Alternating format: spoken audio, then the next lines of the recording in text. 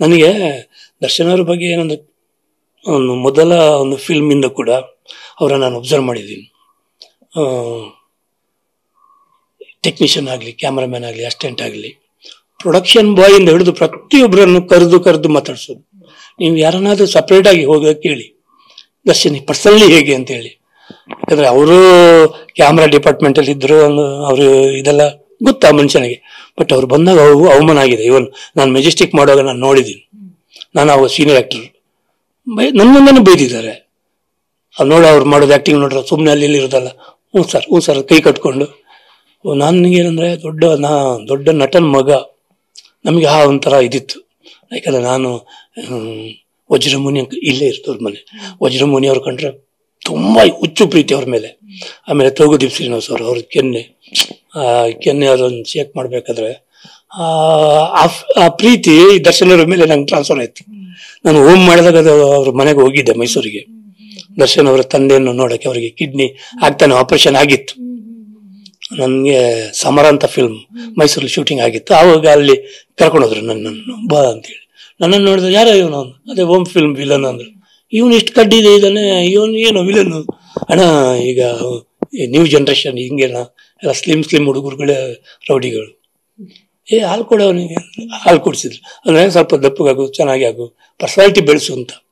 ಆವಾಗ ಒಂದಿತ್ತಲ್ವಾ, ವಿಲನ್ಸ್ ಅಂದ್ರೆ ಇಷ್ಟ ಆಗಲ್ಲ ಇರಬೇಕು. ಈಗ ರಘುವರನಿಂದಾಗಿ ಅದೊಂದು ಟ್ರೆಂಡ್ ಚೇಂಜ್ ಆಗೋಯ್ತು. ನಾವು ಬರೋ ಟೈಮಲ್ಲಿ ಅದೇ ಇತ್ತು ರಘುವರನ್. ಇವನ್ ನನಗೂ ಕೂಡ ಅವರು ತುಂಬಾ ಇಂಡಸ್ಟ್ರಿ ಬರಲಿಕ್ಕೆ ಇನ್ಸ್ಪಿರೇಷನ್ ಅವರೇ ನನಗೆ. ನನ್ನನ್ನು ಎಲ್ಲರೂ ರಘುವರನ್ ತರ ಇದ್ದಾನೆ, ಮೀಸೆಲ್ಲ ಇರೋದಿದ್ದಾಗ ಹೇಳ್ತಾ ಇದ್ರು. ಸೊ ಹಾಗಾಗಿ ಉಪೇಂದ್ರ ಥ್ರೂಯಿಂದ ನಾನು ಈ ಚಿತ್ರರಂಗಕ್ಕೆ ಬಂದೆ. ಸೊ ನನಗೆ ಅದು ಏನು ಅವರು ತೂಗುದೀಪ್ ಅವರ ಮನೆಯಲ್ಲಿ ಅವ್ರನ್ನೆಲ್ಲ ನೋಡಿದಲ್ಲ, ಅವ್ರ ತಾಯಿ ಕಿಡ್ನಿ ಕೊಟ್ಟು ಗಂಡನ ಉಳಿಸ್ಬೇಕು ಅಂತ ಪಾಪವ. ಆದ್ರೂ ಸ್ವಲ್ಪ ಸಮಯನೇ ಇದ್ರು. ಇಷ್ಟು ಕಿಡ್ನಿ ಕೊಟ್ಟು ಯಾರು ಮಾಡ್ತಾರೆ ಹೆಂಡತಿ? ಯಾರು ಅಷ್ಟು ಧೈರ್ಯ ತಗೋತಾರೆ? ಯಾರಾದ್ರೂ ತುಂಬಾ ರೇರ್ ಆ ಥರ.